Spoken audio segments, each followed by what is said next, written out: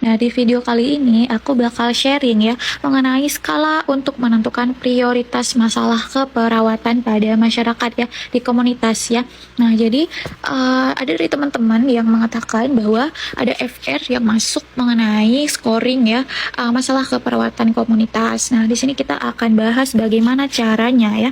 Nah, jadi untuk menentukan ya prioritas masalah pada masyarakat itu harus dengan 4 kriteria ini ya. Yang pertama kita lihat dari sifat masalahnya, kemudian kemungkinan masalah dapat diubah, potensi masalah untuk dicegah, dan menonjolnya masalah ya. Nah, jadi caranya itu adalah dengan cara kita menentukan skor pada masing-masing kriteria ini ya. Jadi caranya skor dari masing-masing kriteria yang sudah kita lakukan gitu ya, kita bagi dengan angka tertinggi dari masing-masing skor ini kemudian dikali dengan bobot ya. Nah, misalnya masalahnya itu adalah tingginya angka ISPA gitu ya pada suatu masyarakat gitu ya. Nah, yang pertama kita lihat dari sifat masalahnya.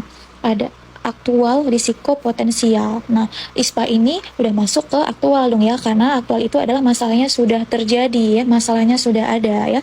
Kemudian kalau risiko itu dia masalahnya belum ada, tapi gaya hidup yang kayak di masyarakat itu bisa berisiko timbulnya masalah kesehatan. Kalau potensial itu kesiapan masyarakat ya untuk meningkatkan derajat kesehatannya ya.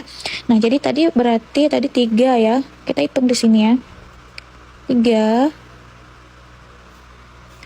Kemudian dibagi dengan angka tertinggi dari skor ini ya, 3 bagi 3.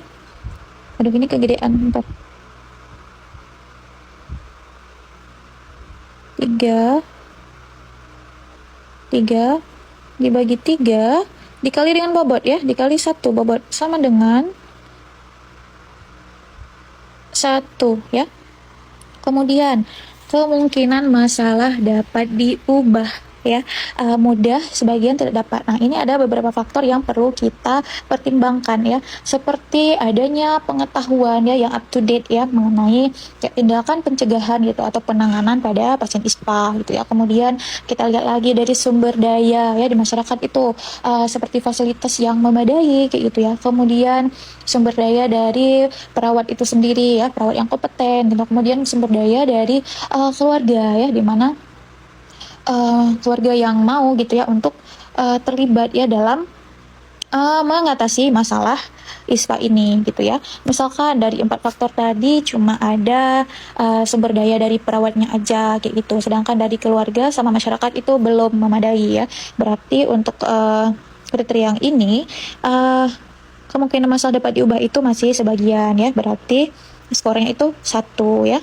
Berarti 1 dibagi dengan angka tertingginya 2, kemudian dikali dengan 2 ya, si bobot ini. Berarti 2 dibagi 2, 1 dong ya. Nah, kemudian potensi masalah untuk dicegah. Nah, ini kita lihat juga dari beberapa faktor ya, seperti kepelikan atau rumitnya suatu masalah ya dari penyakit ISPA tersebut. Kemudian lamanya penyakit ISPA ini yang sudah dirasakan gitu ya. Kemudian tindakan yang sedang dilakukan apa itu untuk menangani masalah ISPA ini sendiri. Nah, kemudian adanya kelompok high risk ya, seperti tentunya ISPA ini kelompok high risknya pada bayi tentunya ya. Nah, jadi dari keempat faktor ini, misalnya terdapat semua nih, berarti potensi masalah untuk dapat dicegah itu adalah tinggi ya. Berarti skornya 3 dibagi dengan angka tertingginya 3 dikali dengan 1. Jadi 1 ya. Nah, kemudian menonjolnya masalah ya. Jadi ini masalah yang dirasakan ya oleh masyarakat itu. Apakah perlu segera untuk dilakukan tindakan gitu ya. Kemudian atau tidak perlu segera gitu, masih bisa ditunda kayak gitu.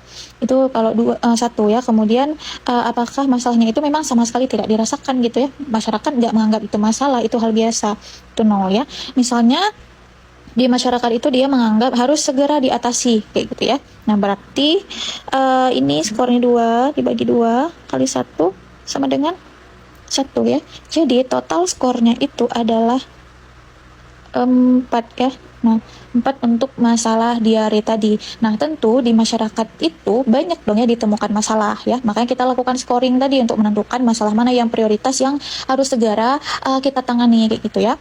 Nah, misalnya di masyarakat itu ada yang namanya masalah misalnya tentang imunisasi gitu ya. Misalnya masalah imunisasi dia dapat skornya. Kita ke halaman selanjutnya dulu ya. Misalnya yang nomor 1 diare. Oh, kok diare si ISPA tadi ya. ISPA skornya 4. Ya kan? Kemudian diare skornya 3. Kemudian masalah imunisasi.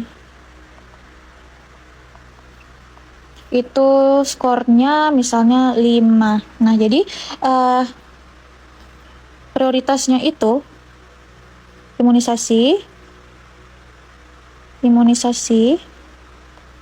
kemudian yang kedua ISPA, yang ketiga diare ya. Jadi prioritas masalah yang perlu ditangani terlebih dahulu itu adalah yang imunisasi karena skornya itu lebih tinggi ya. Oke teman-teman, cukup jelas ya mengenai scoring ini ya untuk menentukan prioritas masalah.